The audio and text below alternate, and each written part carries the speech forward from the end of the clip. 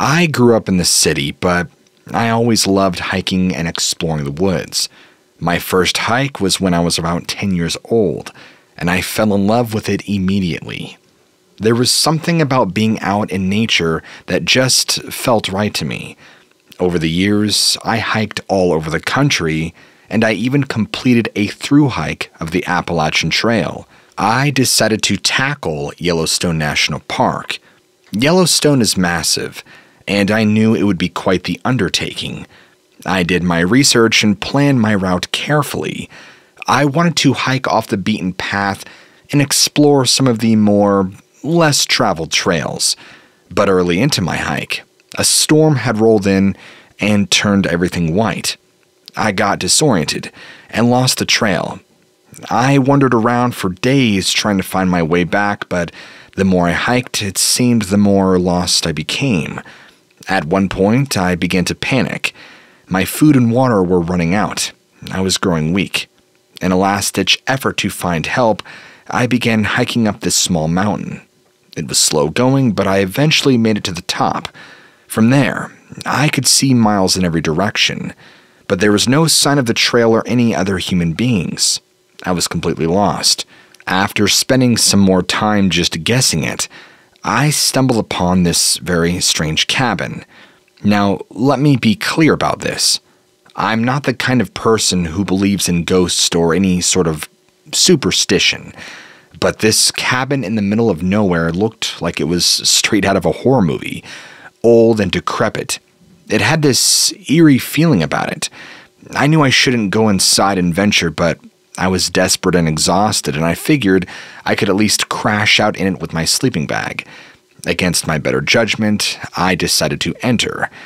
As soon as I stepped inside, I knew something was wrong.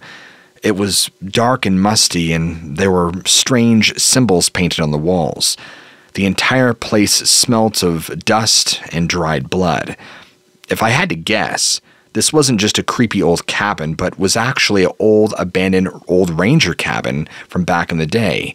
It had not been in use for many, many years, and so it was literally left. And keep in mind, this is way off the beaten trail, so it's not like there would be people coming by here often. I don't even exactly know where I was. I started to look around the cabin more, but there were only a few rooms. This place was not intricately designed at all, but even though it looked old and weathered, there was no mistaking what it was. I knew I couldn't spend long there, but I wanted to see if there was anything else there that can help me understand why or what was going on here. That's when I found another piece of what I would call evidence, a strange altar with symbols carved into it. These symbols did not look old or ancient, like maybe Native American. They looked more like something you would see out of a black magic book. Oh, I should also mention, I'm pretty sure I found a fragment of a human skull. Now, at this point, I was thoroughly convinced that not only was something evil going on here, but there was evidence of potential human sacrifice, which scared the hoose out of me. I don't know what kind of potential evil spirits might be lingering there, and I did not want to find out. So, even though I only stayed there for a small amount of time, I quickly gathered up my things, hiked back up on the trail, and wished myself luck to get back on the trailhead. Fortunately enough, it took me a few days, but I found myself back on one of the main trailheads where I was finally able to escape the grasp of Yellowstone. Now, since that incident, I've tried to do some more research on the symbols that I found in the old ranger cabin, and I still don't know exactly what they mean. They are potentially occultic, but who knows? I'm convinced that, as I said, there was definitely some sort of human sacrifice happening in that exact cabin. Now, I can't be for sure that this was an old ranger cabin, but that would be my best guess, because I know they used to have those. I've also not reported this to the proper authorities because I've been afraid of getting in trouble for accessing a part of the park that I might not supposed to be in. But I feel it's important for people to know what happened in case they run into something similar. So my message goes to anyone and everyone out there who's exploring the deep woods. Just be careful. Bring a weapon. You never know what you're going to stumble upon out there in the wilderness. You can call me Devin, and I used to work as a park ranger here at Yellowstone National Park. Back in 2013, I was out on patrol when I received a call on the radio about some strange activity near one of our popular campsites. When I got there, I found another ranger with a group of people huddled together. They were shaking and clearly terrified by something. One of the rangers pulled me aside and told me that they simply described seeing a portal opening up and something coming out of it. I wasn't sure what to make of it, but I knew due to how strange this was, I needed to investigate. I asked them to show me what they saw, where did this happen, and they began walking towards the timberline. As we all got closer, I could see what appeared to be a large, almost hole in the ground that it looked as if the edges had been burned. I stepped closer to take a look, and that's when I could clearly see defined markings on the ground that something big had been dragged through the area. I couldn't tell what it was, but whatever it was large. So I radioed for more and waited for another colleague of mine to arrive. We didn't find anything else, but the burn marks were very, very strange, and it did line up with the eyewitnesses' stories. We decided to leave the area and come back with more manpower. Pictures were taken, but I did not have any role in photographing these burn marks on the ground. The campers were then spoken to by my other colleagues, and more notes were taken. Now, I'm going to say that I've never seen anything quite like this in my life. The burn marks on the ground were burned in a perfect circle, almost as if something had happened there, like something landed. In fact, the first thing that came to my mind was if you've ever seen the movie Terminator, really any of them in the series, and there's always that part in the movie, usually near the beginning, where Arnold Schwarzenegger, or one of the main antagonists, comes through that orb-like portal, and as it materializes, it singes and burns everything around it, almost melting it as if extremely high temperature. That's what it reminded me of. Now, this is not the first time that reports like this have come in, but it is the first time I've seen anything like this with my own eyes and not having an exact explanation, because how do you make sense of it? One of the other rangers I worked with, whom, to protect his identity, I'll call him Dale. He was an older gentleman, and he had talked about seeing things like this when he was younger. Dale had been working at Yellowstone since '93, if I remember correctly, and when he spoke about it, he described it to be commonplace, that it was often people spoke about seeing what they would call portals and said it was common that they would see things coming through. He wasn't even sure what to believe at first until he got more of these. When he spoke more about it, he described it that there would be these rituals in the woods to call and open these portals up to bring things through. I had asked him more, what is being brought through? And he said it could be anything, but usually demons or other entities that are being pulled through. Now, you got to understand, coming from an agnostic background, this was pretty crazy for me.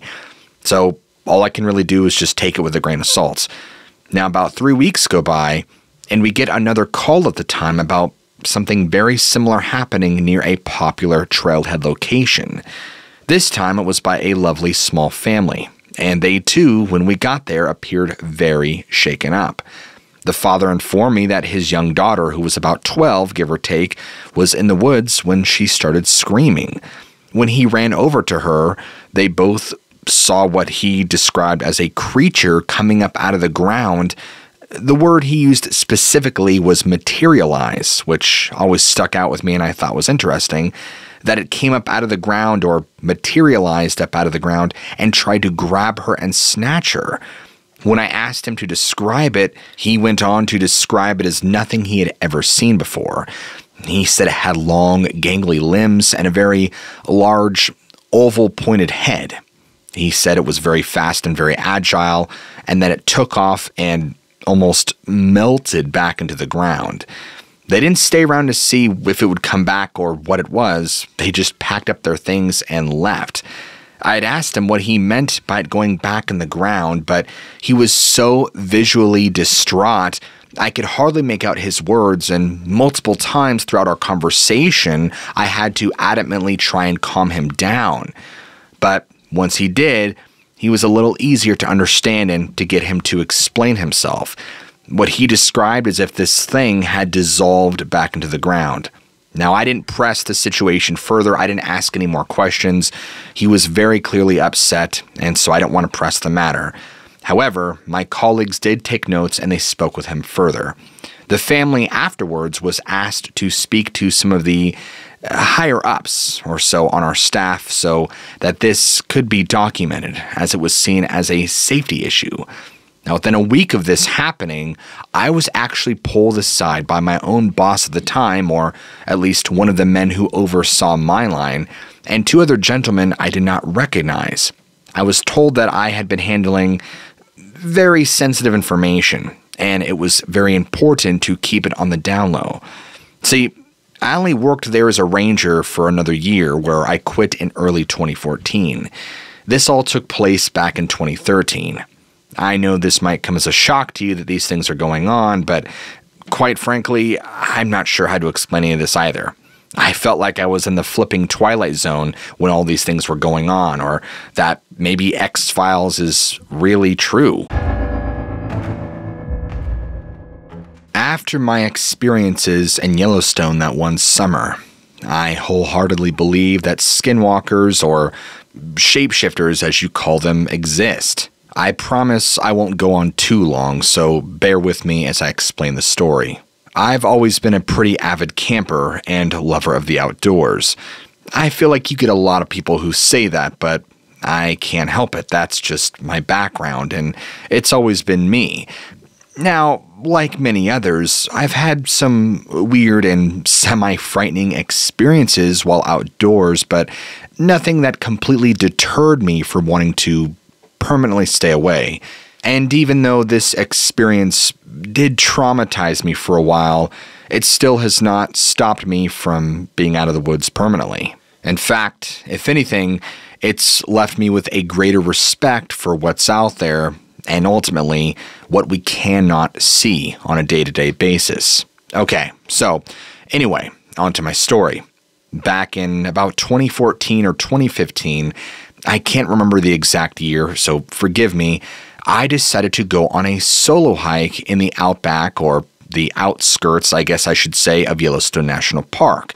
You can do this by going off the trailhead for several miles. Now, I don't recommend this for anyone who is even remotely experienced, let alone an expert. And in fact, I've been told that what I did was probably one of the stupidest things you can do. Because if something happens to you, it can make it extremely difficult for park personnel to locate you.